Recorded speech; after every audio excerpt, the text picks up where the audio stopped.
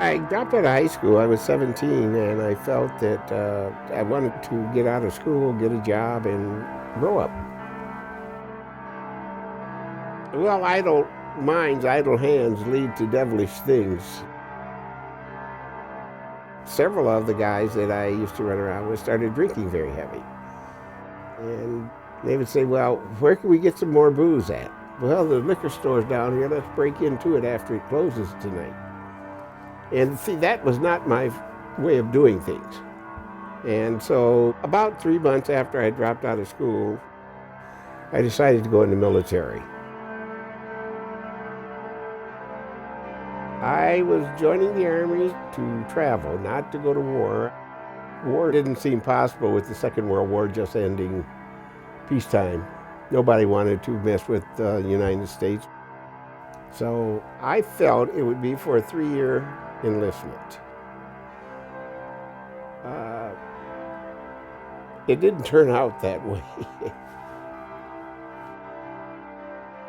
I finished basic training and I ended up going to Japan.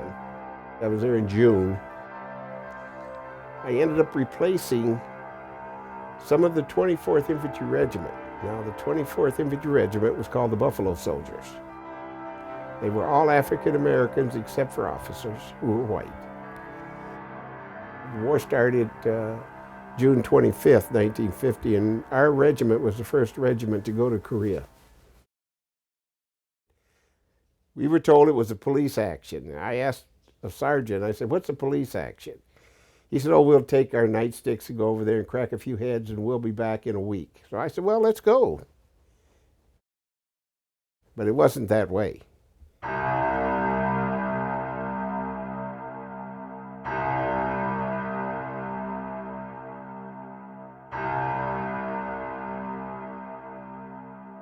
We landed in Busan. We got on trucks and started up the dirt road. There was no paved roads in Korea at that time. We were almost to Seoul, probably 60, 70, 80 miles south of Seoul when our convoy was hit. When the bullets started flying, I said to my platoon sergeant, I said, what the hell is this? Is this a police action? He said, no, son. He was a Second World War veteran. He said, no, son, this is war. And he said, you better keep your damn head down or you're going to be dead. That first raid, we lost about 70 men. And the first guy I saw killed was a fellow that I took boot camp with. He had a very froggish voice, so we called him Frogman. And he was the very first one I saw killed, and it just changes your attitude. And you want to cry until somebody says, you don't cry. He says, you'll be crying the rest of your fucking life, so dry it up and let's go. And so you take a deep breath, you swallow hard, and you don't know how to cry. And it stays with you.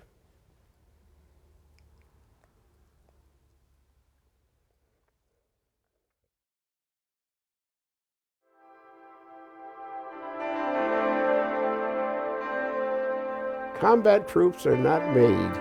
You make it in combat. That's how you know what you have to do. And survival becomes very strong within you. You're trained to overtake fear.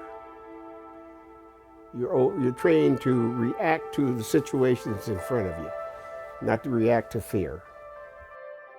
But North Koreans wanted Korea. Their objective was all of Korea by September 1st.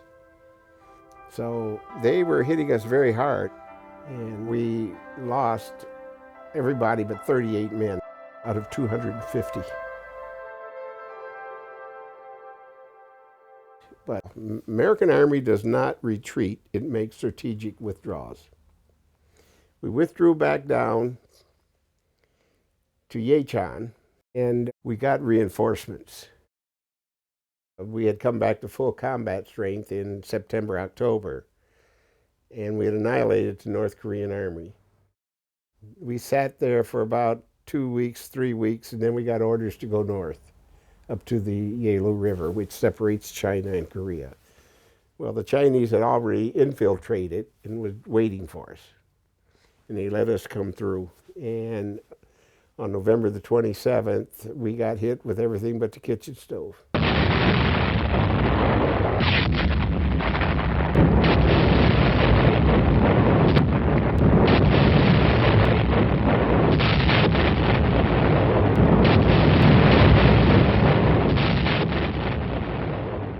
We ended up losing about 100 to about 130 men.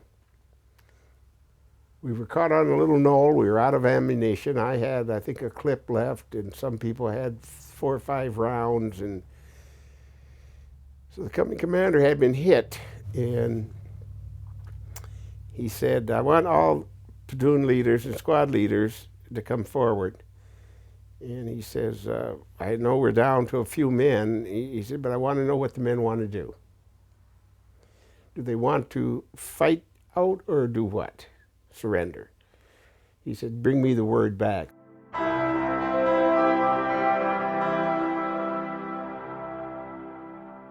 Out of a 12-man squad, there was only about 6 of us left. And I said, okay, I was a squad leader. I went back and they all agreed to surrender. Because I really don't know how we could have fought any longer. So he and another sergeant, first sergeant, took a white handkerchief and put it on a stick and walked out. Sergeant came back and says, we've got a half hour to surrender. We marched for the 1st of December till the 24th of December. Every night we marched, and the temperature started getting harder and colder, and we ended up with average temperatures of 50 to 55 below zero. And we all had summer clothes. So a lot of guys froze to death, a lot of guys starved to death, a lot of guys died from wounds. But when we reached the prison camps, the Chinese turned us over to the North Koreans. And that's when all hell broke loose. The North Koreans didn't give a damn if you lived or died. And that's when the death rate started climbing.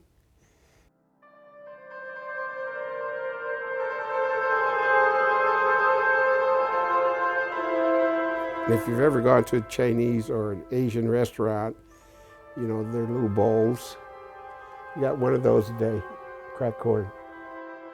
So a lot of guys died from dysentery, which was very bloody dysentery. It just devastated guys. I was 180 pounds, and I went down to about 90 pounds. I don't know why I survived. I just say the good Lord up there was not ready for me. That's the only thing I can say. So approximately 8,101 prisoners taken, and 3,000 came back alive.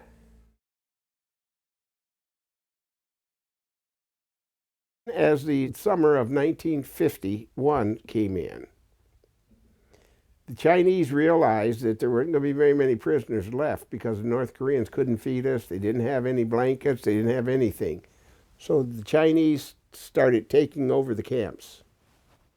And more of the physical punishment came under the Chinese. But the Chinese were very intelligent. Say you tried to escape and you got captured. They would not physically punish you. They would come and find somebody in your building you stayed in who was well liked by everybody and physically punish him. Why? Psychologically, it hurt everybody in there. So we started policing ourselves. Like the one time 4 guys escaped, they were gone overnight and captured the next day and come in, and they took the one guy out of the compound he was in, very, very well liked person, tied him on a tripod and threw cold water on him until he froze to death. A couple of other guys did the same thing, so they threw him in a pit and put rats in there and let the rats eat them. And you had to stand there and watch it. So we stopped trying to escape. We thought the war was still going on, and August the 6th, 1953, they said the war is over, and within a day or two you'll be going home. On August the 8th, I crossed the debarkation line, bridge of no return they called it. And to me, that was probably the greatest day of my life. Great big old American flag, and I looked up at it, and it was blowing in the wind, and tears come up in my eyes. Oh, I just couldn't believe it. The general said, "Welcome home." I don't think I remember the other words after that because I was just looking at that flag. It was the prettiest thing I'd ever seen.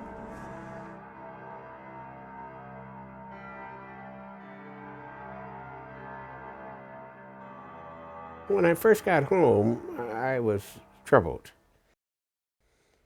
First thing my mother said to me, after she gave me a big hug and a kiss, we talked, and she says, "You're not the nice young man that left here." And I said, "What do you mean, Mother?" She said exactly what I said. And that's all she said. It took me a long time to understand what she meant, because I was very quiet, I was very pleasant. Now I was very gruff, tough, didn't need anybody. I slept 1 hour a night. I smoked 5.5 packs of cigarettes a day, and all I did was pace.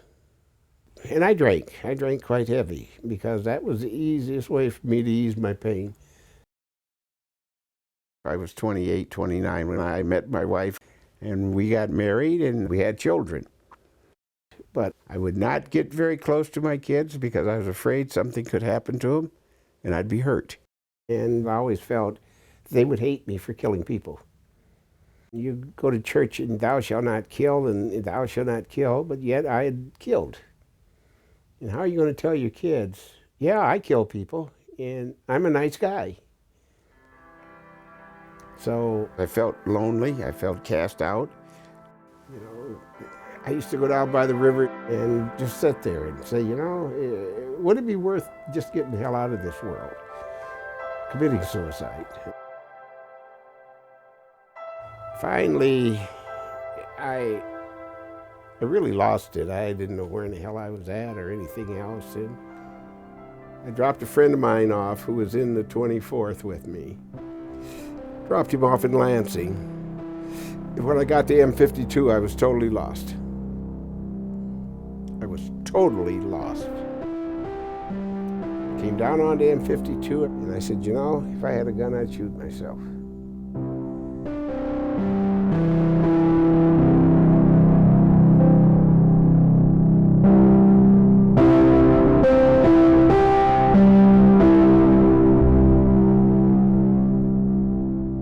But I didn't. And I don't know how I got home. I'm going to be honest with you. I walked in the house and my wife looked at me and she said, "What's wrong?"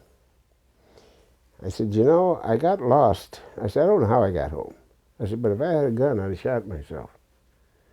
And that's when she called the VA and I started going over for PTSD, and that's what the doctor said it was. I was depressed and I didn't realize it. Military teaches you well how to kill, but they don't teach you how to not kill. And what I mean by that, the whole demeanor of the military is to strip you of your personality, strip you of who you are, and make you who they want you to be.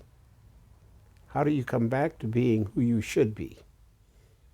And they don't do anything to do that, even today. I'm on the advisory board in Washington, D.C., which is a mandate by Congress.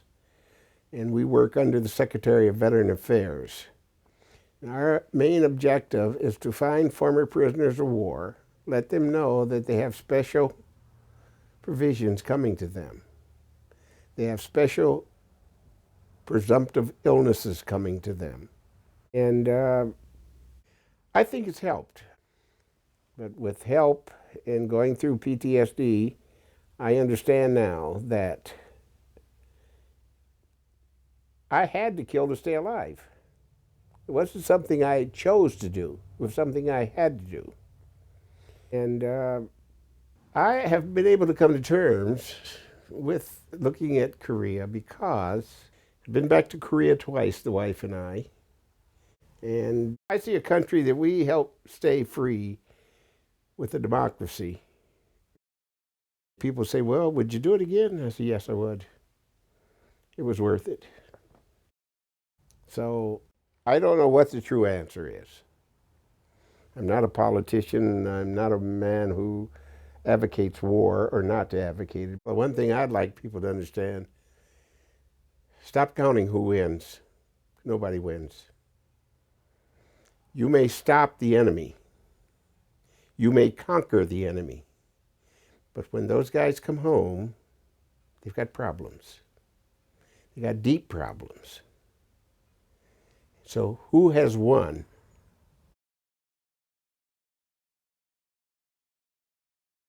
We've all lost.